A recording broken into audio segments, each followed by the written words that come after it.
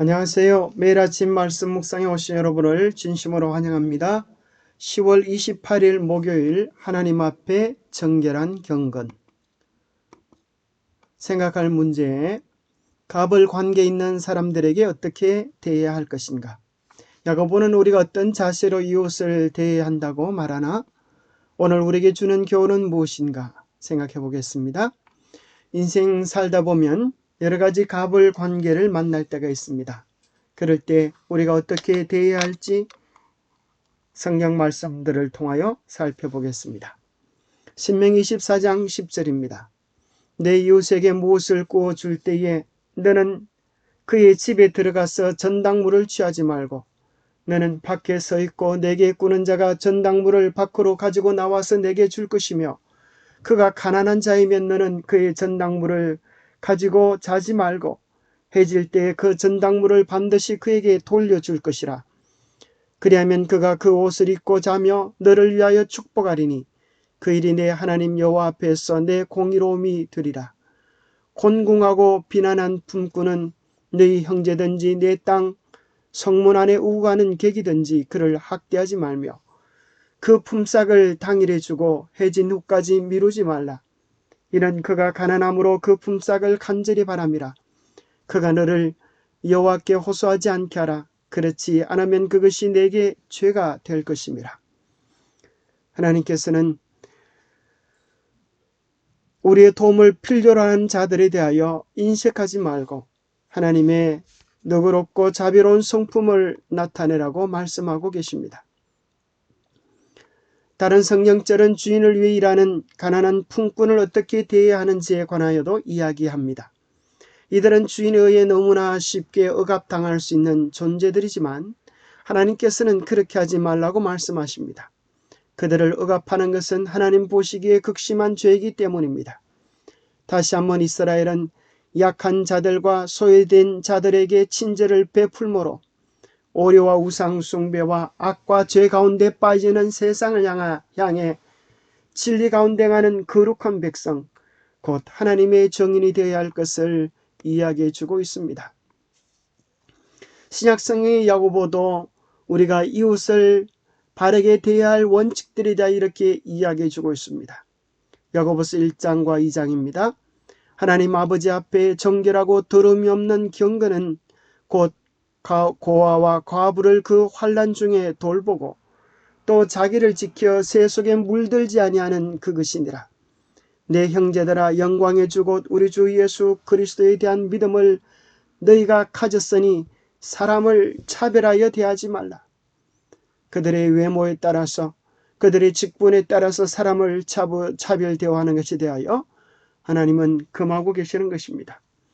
너희가 만일 성경에 기록된 대로 내 이웃 사랑하기를 내 몸과 같이 하라신 최고의 법을 지키면 잘하는 것이니와 만일 너희가 사람을 차별하여 대하면 죄를 짓는 것이니 율법이 너희를 범법자로 정죄하리라.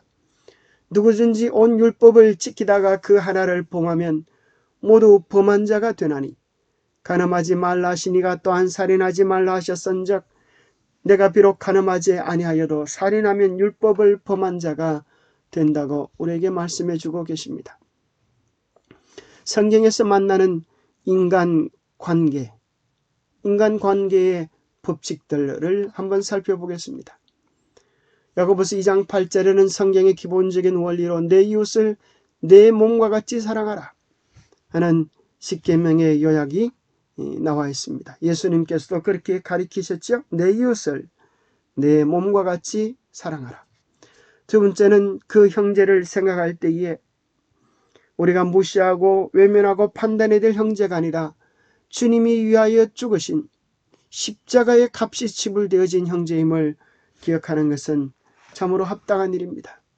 그도 주님이 위하여 죽으신 우리의 형제라고 하는 사실을 잊지 마십시다. 온 인류는 한 아버지의 가족입니다. 하나님을 우리가 아버지로 모신다면 온 인류는 하나님의 자녀이고 우리의 가족인 것입니다. 그리스도 안에 있는 자는 또 특별히 그리스도 안에서 우리는 한 몸, 한 지체가 되었습니다. 그래서 우리는 교회 안에 있는 성도들을 대할 때의 한 지체라고 하는 사실을 기억하면 좋겠습니다. 육체가 온 지체가 함께 기뻐하고 또 함께 고통하는 것입니다. 형제의 아픔을 나의 아픔으로 여길 수 있는 마음이 필요하겠죠.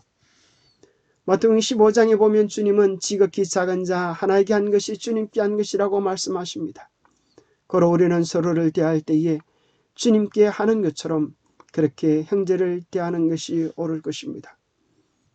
심지어 가난한 자를 조롱하는 것은 주를 멸시하는 것이라고 말씀하십니다. 결코 우리는 누구도 조롱하거나 멸시하거나 학대하지 말아야 할 것입니다. 인간은 하나님의 형상으로 창조된 존귀한 자들입니다. 비록 말 못하는 어린아이일지라도 또 가난한 사람일지라도 도움이 필요한 병자일지라도 우리가 잊지 말아야 할 것은 그들 모두는 하나님의 형상으로 창조된 존귀한 자들이라고 하는 사실을 잊지 말아야 되겠습니다. 요한일서 4장 20절에 보면 하나님을 사랑하는 것은 곧 이웃사랑으로 증명된다 하셨습니다. 내 눈에 보이는 형제를 사랑하지 않으면 눈에 보이지 않는 하나님을 어떻게 사랑할 수 있겠느냐고 말씀하고 계십니다. 고로 우리는 인간에 대한 바른 이해를 가져야겠습니다. 그는 우리의 가족이고 한 지체이고 우리는 한 사람을 대할 때 주님께 하듯 존경과 사랑과 소중한 마음으로 대해야겠습니다. 어떤 사람이든지 말입니다. 한 사람이 우리를 향하여 다가오는 것은 그의 일생이 다가오는 것이다 라는 말이 있지 않습니까? 오늘 우리에게 주는 영감의 교훈입니다. 모든 사람이 동등합니다. 계급제도는 하나님의 미워하시는 바다. 하나님께서는 이런 성질의 것은 어떤 것이나 다 무시하신다. 하나님께서 보실 때 모든 사람의 영혼은 동등한 가치가 있다. 연령, 계급, 국적 혹은 종교적 특권의 차별 없이 모든 사람은 예수께 나아가 생명을 얻으라는 초청을 받고 있다. 누구든지 저를 믿는 자는 부끄러움을 당하지 아니하리라 하니 차별이 없습니다. 차별하지 아니하시고 모두를 소중히 대하시는 주님의 사랑을 경험하고 나누면 좋겠습니다. 인간관계에 법칙이 있습니다. 첫 번째는 이름의 법칙입니다. 김준수의 꽃이라고 하는 유명한 글이지요. 내가 그의 이름을 불러주기 전에는 그는 다만 하나의 몸짓에 지나지 않았다. 내가 그 이름을 불러주었을 때 그는 나에게로 와서 꽃이 되었다. 내가 그의 이름을 불러준 것처럼 나의 빛깔과 향기에 알맞은 누가 나의 이름을 불러다오. 그에게로 가서 나도 그의 꽃이 되고 싶다. 우리들은 모두 무엇이 되고 싶다. 나는 너에게, 너는 나에게 잊혀지지 않는 하나의 의미가 되고 싶다. 그렇습니다. 우리가 무엇이라고 명명하냐에 따라서 우리의 관계는 정해지게 될 것입니다. 좋은 이름으로 불러주면 좋은 사람이 되고 나쁜 이름으로 부르면 나쁜 사람이 될 것입니다. 우리는 편견과 선입견을 버리고 가급적 좋은 눈, 아름다운 눈으로 바라보며 소중한 이름을 붙여주면 좋겠습니다. 믿음은 믿음을 일으키고 의심은 의심을 일으키기 마련입니다. 살면서 내 주변에는 왜 이렇게 힘든 사람들이 많지? 왜 그렇게 나를 어렵게 하는 사람들이 많지? 그런 생각이 많이 드십니까?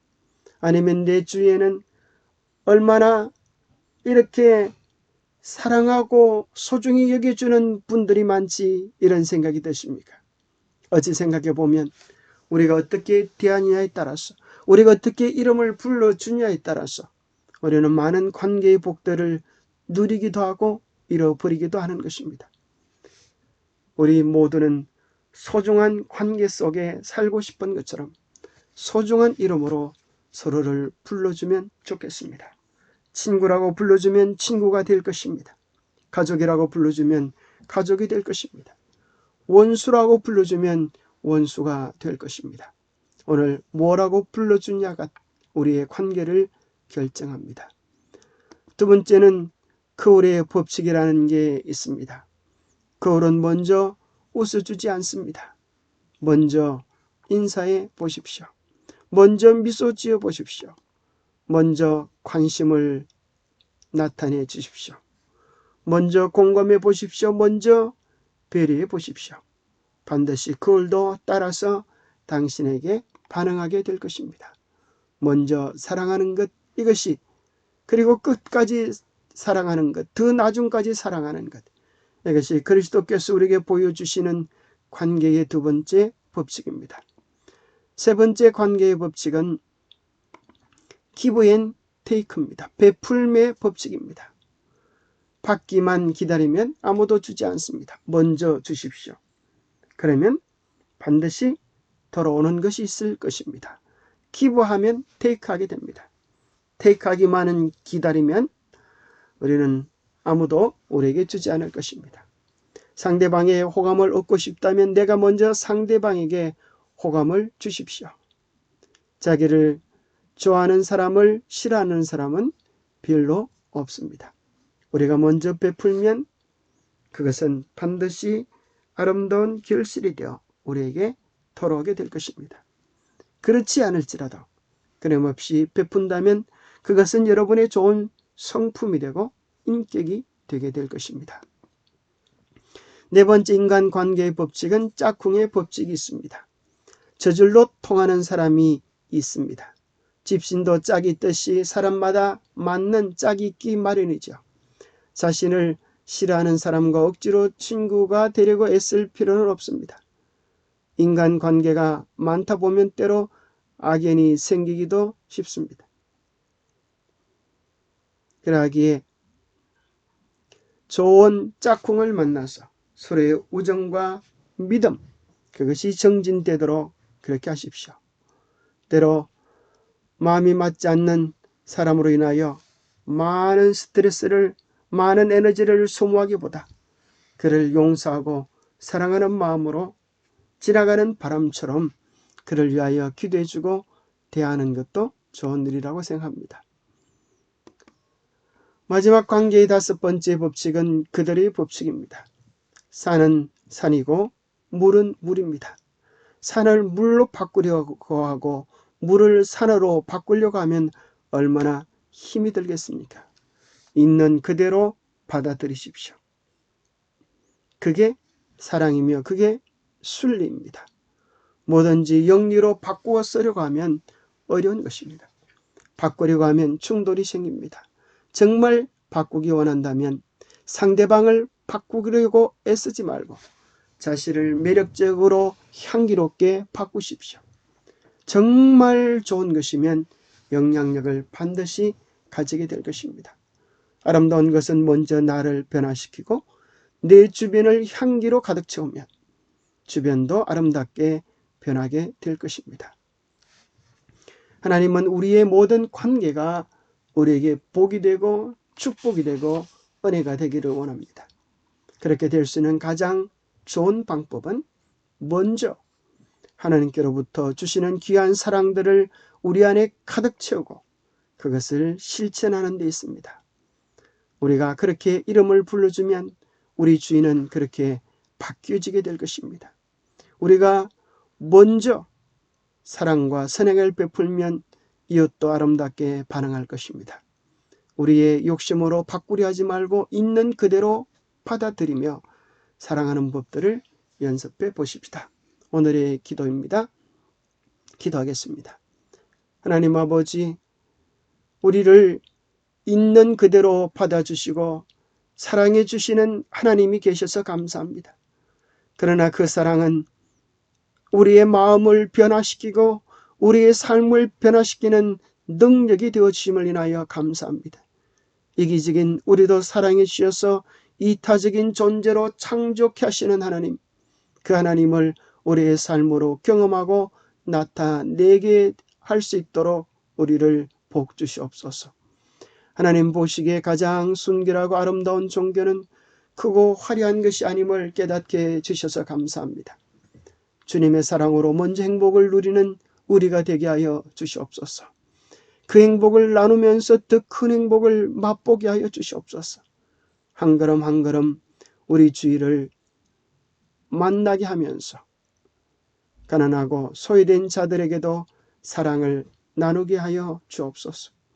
우리가 적극적으로 찾아가지 못할지라도 내가 만나는 이들, 우리 주위에 있는 사람들에게 작은 미소와 먼저 베푸는 사랑을 실천하는 작은 그리스도인들이 되도록 인도하여 주시옵소서. 언제나 주님의 사랑으로 행복하고 밝고 아름답고 적극적인 사랑을 베푸는 일에 주저하지 않는 주님의 작은 도구들이 되도록 축복해 주시옵기를 우리 주 예수 그리스도로 머지하여 간절히 간구하옵나이다. 감사합니다. 하나님은 우리가 행복하기를 원하십니다. 그리고 그 소중한 행복을 나누어 주면서 더 큰 행복을 우리가 누리게 되시기를 원합니다. 그 행복을 누리는 우리 모두가 되시기를 축복합니다. 감사합니다.